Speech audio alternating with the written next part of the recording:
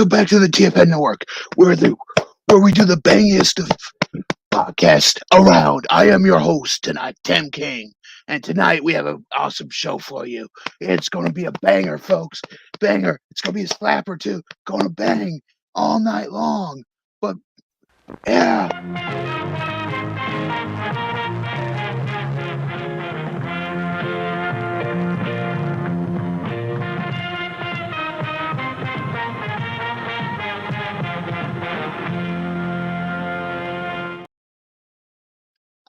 Hey guys, welcome. Lights, camera, action. I'm Greydon, and I'm your guide through the deep dive into the world of movies right here on the Director's Scope, exclusively on the Fanatics Network. As you guys can see down below is everything you need to know on how to follow us. Fanatics, the FENENT.com, the fan ENT on Instagram, the Director's Cut TFN, where you guys can talk with me, the director, Greydon, as always, right down there on Twitter, the fan ENT right here on YouTube, the Facebook, the Fanatics ENT, and the fan ENT on Twitter. And as always, I hope you guys like my costume there in the earlier thing. Yes, Tim, I was doing you today. So I had a more elaborate costume. I just couldn't find two pieces of my costume. Like in my house, I had them and I just couldn't find them. So I decided, you know what? I'm just going to use the short sleeve shirt, like short sleeve hoodie that I have right now. Well, and pretend to be Tim King. You know, one of the guys from this network. So remember to hit that subscribe button, hit that like button, and hit the bell notification for whenever we drop a new video like this. And I just want to say happy Halloween, because today we're talking Halloween 3, Season of the Witch. And oh boy, this is going to be a good one, because I don't know about you guys, but Halloween is a great franchise out there, and let's get ready to dive in. Well, I'll give you guys a brief little history here for this one. This is on John Carpenter decided Halloween, the first one, would just be a one-off movie, so he did that. And then it was so immensely popular that it warranted a sequel. So he made the second sequel right after, just a few hours right after the events of one. And then that one was a success, so he wanted to do more, but he didn't want to tell the same story with the same slasher because he hated that type of movie. So what he ended up doing was creating wanted Halloween to be an anthology series. So this is where this chapter comes in. And this one bombed at the box office, thus making it the worst one of the entire franchise, and thus making number 4, called The Return of Michael Myers. That's why it's called The Return of Michael Myers, because 3 sucked and it had nothing to do with that, according to the box office. But in all reality, it's actually a good movie if you just view it by itself. The name, they didn't have to call it Halloween 3. They could just call it The Season of the Witch, and it would have been fine that way. But the name with the 3 at the back of it brought a connotation that everyone else was willing and wanted to see, but it wasn't there. Before I go too much into it, let's hit the comment section. We got Justin here today. What's up, man? How's it going? How's it going tonight, man? How are you doing tonight? Happy Halloween. Happy Halloween out there to everyone. I thought it was only appropriate to talk about this movie tonight. So, we're going to start this movie off on October 23rd, 1982, in Northern California. Shop owner Harry Gimbridge,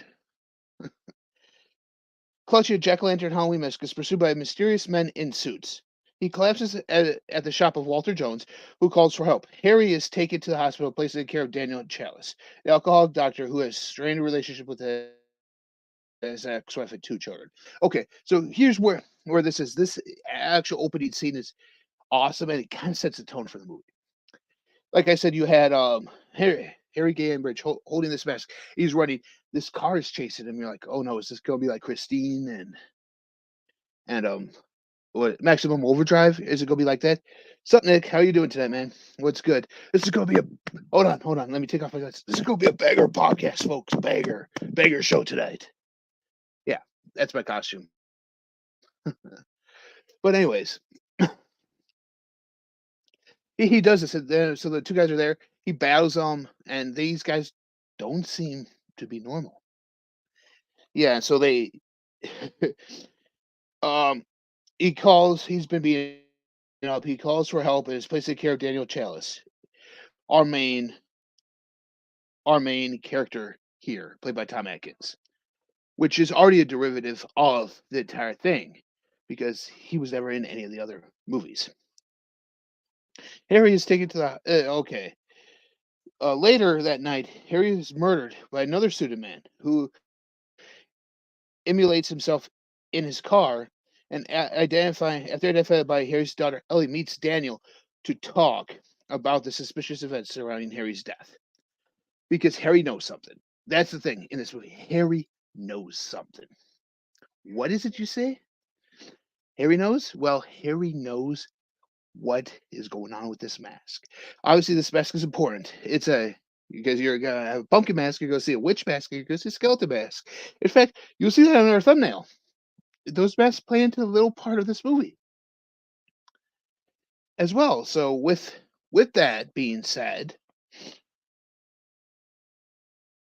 they decide to investigate and travel to Santa Mira, California, hometown of the Silver Shamrock Oddities Factory, which made the Halloween mask that Harry carried on the night of his death. As they check into the motel, Daniel learns that Harry had stayed there in the past. In fact, this hotel is kind of like a Bates Motel type of thing, if you guys think about it that way. Like it's just one of those roadside motels or motor hotel or motor inn, where the doors are on the outside. So it's one of those kinds. So it's he's there doing that, and all of a sudden we find out Harry stayed here before because this is the Silver Shamrock Motel, kind of. I'm even gonna call it that just because it's not necessarily really that, but it kind of is.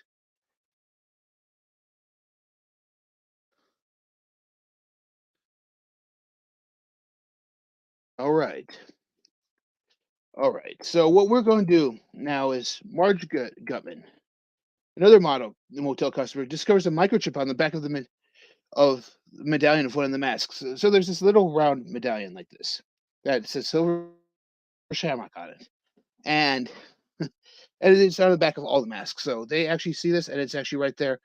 Hey, yo, Tim's here. Hey, Tim. Oh, yeah, that's that's my costume tonight, man. I hope you have a great one too.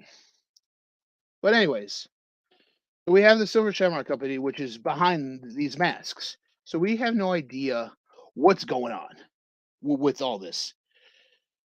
The medallion emits a deadly energy beam into her mouth as she picks at it curiously with a hairpin. Her face is left mutilated, and insects crawl out of her mouth. I mean, this is actually practical effects, and it's all not CGI. So you get insects crawling all out of her mouth. Shortly after, man in lab coats take March's byway in a silver shamrock van. Like I said, this is a silver shamrock motel, which means this is Silver Shamrock City, which means they're in control of the city, no matter what. Why? We don't know yet. We have no idea yet.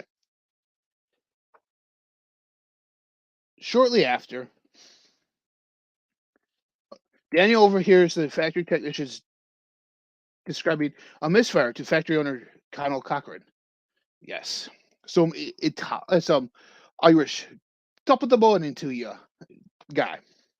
While Danielle and Ellie tour the factory the following morning, Ellie finds her father's car guarded by more men in suits who stop her from getting closer to it. They took his car. Why? Maybe there's some secrets in that car that they want to try and figure out. So they attempt to call the authorities as they flee. But Daniel cannot reach anyone outside of the town by phone. He tries to call his wife. Figuring out what's going on, he tries to call his wife. No answer.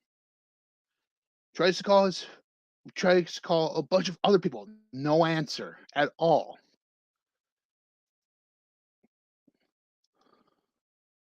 What's good, man? This movie is a good memory. I remember renting in the VHS and sitting there, going WTF as I watched. Yeah, because streets.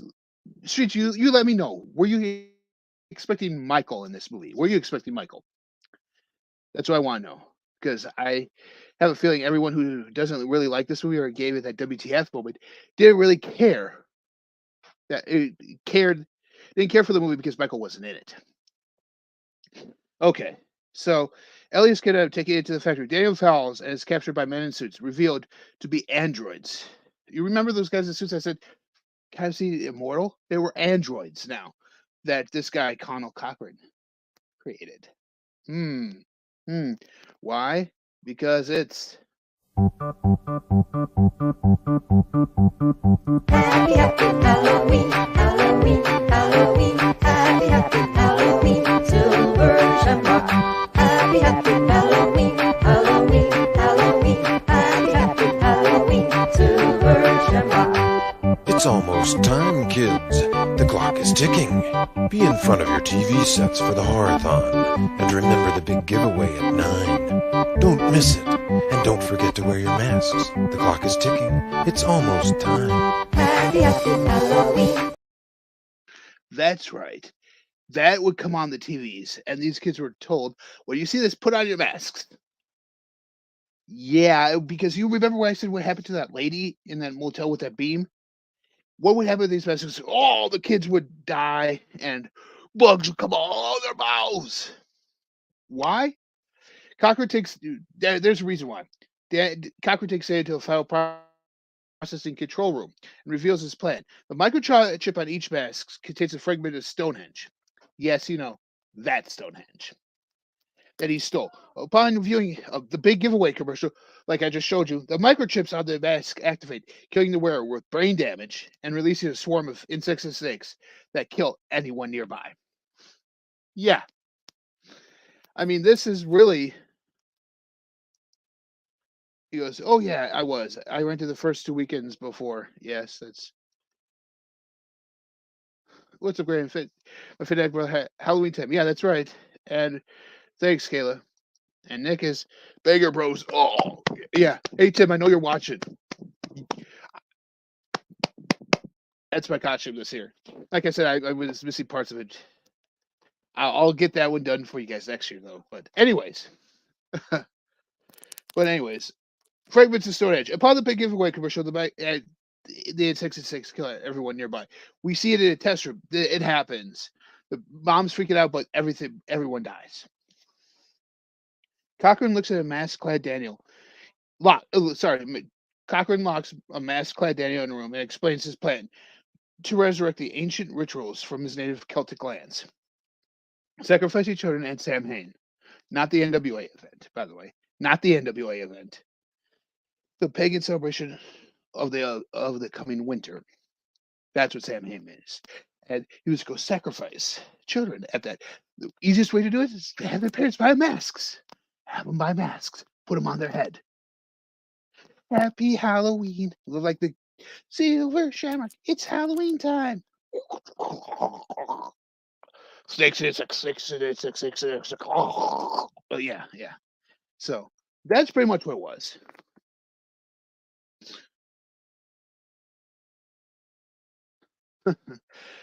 That's all right, Dylan. I understand you're on right after us, right after I am tonight. So I'm warming the crowd up for you tonight, man. I'm warming them up. Yes, that's the comment of the night. Tom Atkins was a dude in this. Yes, nothing could get by the dude. Nothing could get by the dude. So there we go. Oh, excuse me. He sneaks into the control room. Oh, sorry. Daniel escapes his bonds and rescues Ellie and takes off his mask. He sneaks into the control room, activates the commercial on the screens. This commercial. Happy, happy Halloween, Halloween, Halloween, happy, happy Halloween, silver shamrock.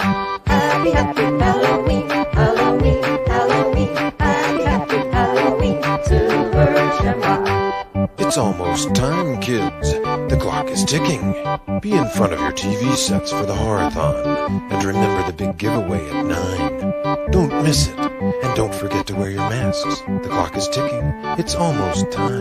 Happy, Happy, happy Halloween, Halloween, Halloween. Happy, happy Halloween, Silver Shamrock. Happy, happy Halloween, Halloween, Halloween. Happy, happy Halloween, Silver Shamrock.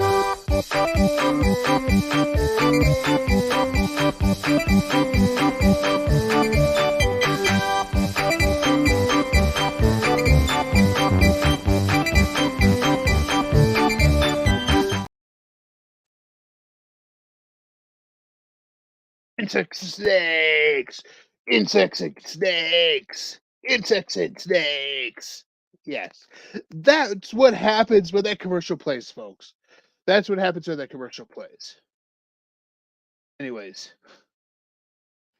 we should post a story on Insta with a basket of sweets with a letter saying, "Don't care how much candy you take, but if you ever think about leave your number, love your future dad." Oh, wow. Thanks, Temple. So thanks for that. I needed that laugh. Thank you. Okay, so you see, so Daniel Tom Atkins sneaks into the control room, activates your commercial like you just saw, and pours a box of medallions from a ceiling and pours a box of the medallions from a ceiling rafter, killing everyone. Yes, everyone in that room. The Stonehenge remnant kills Cochrane, and a massive, yeah, like literally a big piece of Stonehenge falls on the villain. Kind of cheesy, if you ask me. And a massive fire destroys the factory. As they flee, Daniel's attacked by Ellie, who's actually an android replacement, which he destroys after struggle and car wash. Wonder when they replaced her. Probably when he was captured, but we don't see that, which kind of makes the scene earlier in the movie kind of weird. If you think about it, it was kind of weird at that point. Um, he flees on foot to Walter's shop and frantically contacts the television networks, attempting to stop the commercial broadcast. He succeeds with 2 networks, but seemingly fails with a third, desperate screaming into the telephone, pleading with them to stop. As you hear the Silver Shamrock video play and the song play over everything else. So he kind of failed as attempting to try and stop everyone from dying. He saved 2 networks worth of people, but they always play a third one too. But anyways, so this was kind of the outsider of the Halloween franchise. It's the only one where Michael Myers is only a television character because they show a TV screen with the first Halloween movie playing in the background. However, after the events of Halloween Ends, it just came out, and how that's divisive among fans of this franchise. I think it's time we go back to an anthology series like this. I think it's time. You just call it Halloween. Don't add any numbers to it. You just call it the Halloween anthology, and you do it that way. And then you can just tell different stories, like they wanted to originally with this franchise. After this one, it was supposed to be another one set on Halloween, just another story. Boom, boom, boom, dealing with Halloween, which I thought would be a great idea for a franchise to do. I think now is the time to do it because Halloween Ends is very divisive with fans, with the fan base. You haven't seen it? I go spoil it for you, but check it out. You'll see what I mean when you get to the end of it.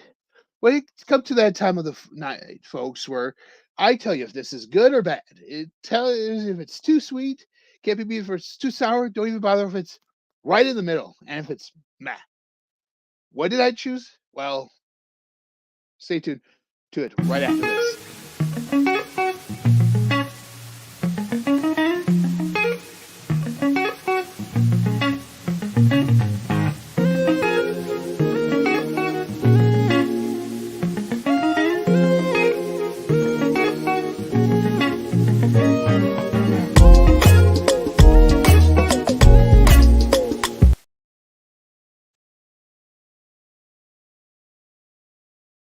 Oh,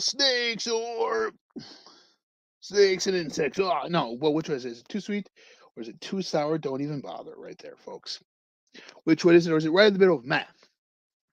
Honestly, when I first saw this, I thought, like Street said, meh. Like what did I just see? But upon watching and reviewing it, this is my third all the Halloween movies. This is my favorite one. Why? Because doesn't deal with Michael. I'm not a huge slasher fan, so dealing with this for me, it was a great movie. Was it good? No. It was 80s cheese at camp, yes, which is so bad that it's actually good, if that makes sense, folks. So right now, I'm just going to go like this. I'm giving it too sweet. It just can't be beat. Let's put it, boom. Yes, that's right. So I just want to thanks everyone for watching, diving into the deep cut with me. All, all the socials are down below. Check them out. Check out all of our content we have come on the show. Check our website for even more content there. So check that out. If you want to follow me, I just did a video on Universal Monsters on my channel. So the Bin Busters. So check me out on YouTube. All that's also down below. Until next time, remember there's more to movies than what we see on screen. I'm Greydon, and I'll be your guide through films and their history right here on the Director's Cut. I'll see you next month. Bye.